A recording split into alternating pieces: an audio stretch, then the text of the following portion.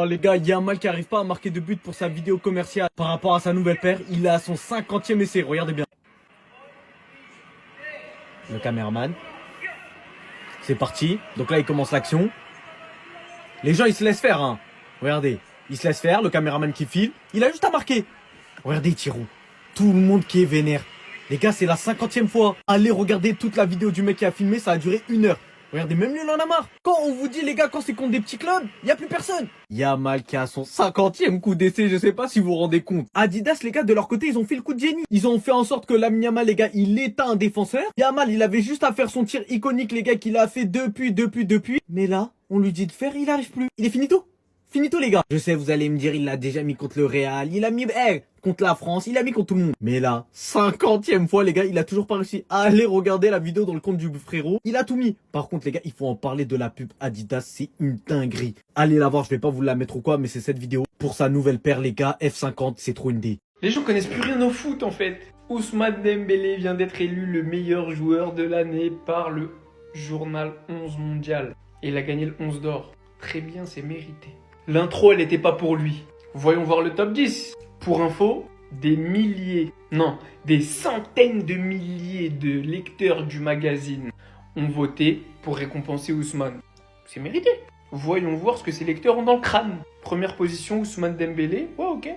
Les stats, le palmarès, qui a quasiment tout gagné, finaliste de la Coupe du Monde des clubs, ok. Lamine Yamal, ok, il a crevé l'écran, triplé national, demi-finale de Ligue des Champions, ok. Kylian Mbappé. Non, là, je m'arrête là. Parce que c'est pas fini, attendez la suite. Mais Kylian Mbappé, sur le podium. Non. Non. Le mec, il a pas, non. Soulier d'or, ce que tu veux, je m'en fous. Première partie de saison catastrophique. Saison blanche. Déjà Mbappé devant Hakimi. Non. Hakimi 4ème, bon, ça peut s'entendre. Si on enlève Kylian devant lui. Pedri 5ème. Bon, ça peut s'entendre. Le joueur avec le plus de trophées d'homme du match. Très très bon. Pareil que Lamine Yamal, triplé national. Rafinha 6ème.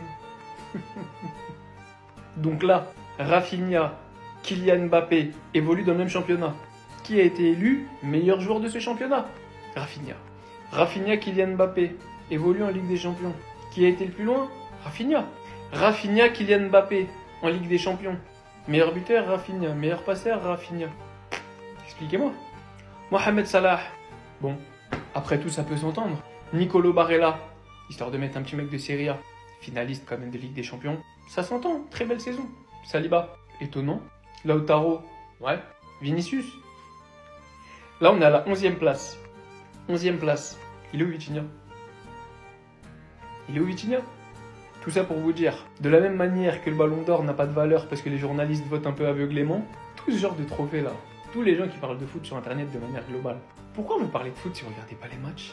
Vous votez juste pour les joueurs que vous connaissez, ou qui ont des bonnes notes sur SofaScore ou FlashScore, ou qui ont des grosses stats. Voilà la preuve. Pour moi, la mort du foot, c'est ça. Hein. C'est les gens qui parlent de foot sans le regarder. C'est pas grave de pas regarder de foot. Si demain tu regardes pas la Serie A, t'en parles pas, y a pas de souci. J'ai pris la Serie A comme exemple. Alors pourquoi parler de foot à tout prix? Pourquoi parler d'un sujet que tu maîtrises pas? Dites-vous, ça c'est des centaines de milliers de votants. Bah je préfère le Ballon d'Or.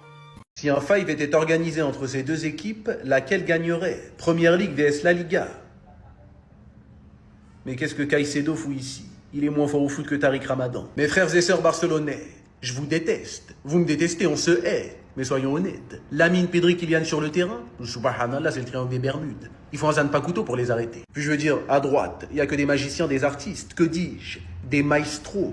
À gauche, c'est quoi cette équipe de manutentionnaires? Allons, il fait 2 mètres, c'est un Boeing 737 MAX. Non mais par pitié, faisons un résumé rapide de la situation. On a Kylian Mbappé, le meilleur joueur de la planète. Heusen, le meilleur défenseur de la planète. Courtois, le meilleur gardien de la planète. Pedri, le meilleur milieu de la planète. Et Yamal, qui fait du trafic de nains. Mais cette équipe, elle peut pas perdre. Non mais n'importe quel amateur de foot sait que l'équipe de gauche se fait taser, que dis-je, se fait limer par l'équipe de droite. Non mais je dis ça en toute objectivité, attention. Et puis Mohamed Salah, grand respect, super joueur, ce que vous voulez, mais il fête Noël. Elle est là la réalité. Non, wallah, je m'égare. Tout amateur de football normalement constitué sait que l'équipe de droite atomise l'équipe de gauche. Aucun débat possible. Ceux qui supportent des grands clubs européens qui ne sont pas en Liga, vous ne vous rendez pas compte de la chance que vous avez. Et je vais vous expliquer pourquoi. On a un très bel enchaînement de matchs européens qui va nous régaler au cours des prochains jours, des prochaines semaines. Voilà, avec du Juve Inter, Derby mancunien, Ligue des Champions, etc. Voilà, plein de gros matchs qui vont nous régaler. Et dans ces gros matchs, le dimanche soir 21, on a Marseille-PSG. Voilà, très gros match, le plus gros match de Ligue 1, etc. Un petit peu le classique français, juste avant la cérémonie du Ballon d'Or en plus, avec notamment plein de joueurs parisiens qui sont nominés. Sauf que nous, supporters du FC Barcelone, donc club de Liga, ça aurait pu tomber sur un autre club. Mais cette année, ça tombe sur nous. Au lieu de voir Marseille-PSG, on va se taper un match d'anti-football parce qu'on joue Getafe ce jour-là. Voilà, on aurait pu avoir le Betis, la Real Sociedad, etc. On se dirait, bon, on voit pas Marseille-PSG, mais au moins on voit du beau foot. Là, on rate Marseille-PSG pour se coltiner Getafe. Et vous ne vous rendez pas compte ce que c'est de devoir jouer Getafe minimum 2 fois par an. Il faut le vivre pour le croire. Jouer cette équipe, c'est se lever sans cesse de son canapé par peur qu'un de vos joueurs se blesse. C'est des fautes. C'est un bloc bas avec 15 joueurs dans la cage, 11 footballeurs, plus 4 stadiers. Vous ne vous rendez pas compte ce que c'est de jouer Getafe. Il faut vraiment le vivre pour le croire. Pendant que vous allez clôturer ce beau week-end de football par un Marseille-PSG, nous, on va regarder nos joueurs se faire poignarder sur le terrain, se faire abattre très clairement par les joueurs de cette équipe qui est Getafe. Donc en fait, malheureusement, cette année, ça tombe sur nous, mais pour tous les clubs de Liga, ça peut tomber sur ça. Jouer Getafe 2 fois par an, c'est vraiment cardio. Et là, de savoir que ce bel enchaînement finit par un Marseille-PSG et que nous, on va regarder notre équipe jouer contre Getafe, vraiment, ça fait mal au cœur. Chelsea fait face à 74 accusations pour violation présumée des règles pendant l'ère Abramovich. Et les gars, c'est vrai. On est coupable. On est coupable, les gars. Ça sert à quoi de mentir? On est coupable. Mais comme que Black, il a dit dans J'ai déconné, faut avouer à moitié pardonner. Ah, j'ai tout... Non, c'est jusqu'à là.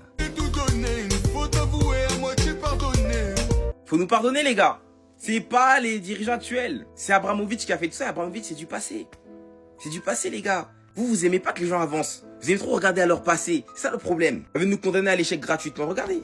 C'est ça vos mentalités. C'est pour ça qu'on n'avance pas aussi. D'ailleurs, les accusations font suite à des infractions constatées entre 2010-2011 à la saison 2015-2016. Parce que l'ancien président de Chelsea, Roman Abramovich, voilà, il glissait des billets par-ci par-là, il déclarait pas, afin de faciliter quelques transferts. Notamment ce transfert de Samuel Eto'o et celui de Willian, et aussi celui de Eden Hazard. Comme il est dit dans cet article, il semblerait que des commissions aient été attribuées dans le cadre de ces transferts sans avoir été déclarées, facilitant la venue de ces joueurs. Comme j'ai dit précédemment, faut avouer à moitié pardonner. Parce que lors du processus d'achat de Chelsea par les Américains, ils ont constaté qu'il y avait eu des petites fraudes. Et ils sont partis se dénoncer eux-mêmes auprès de la FA. Avec eux, ils sont en mode collaboration max. Ils veulent éviter les problèmes, du coup, ils dénoncent tout.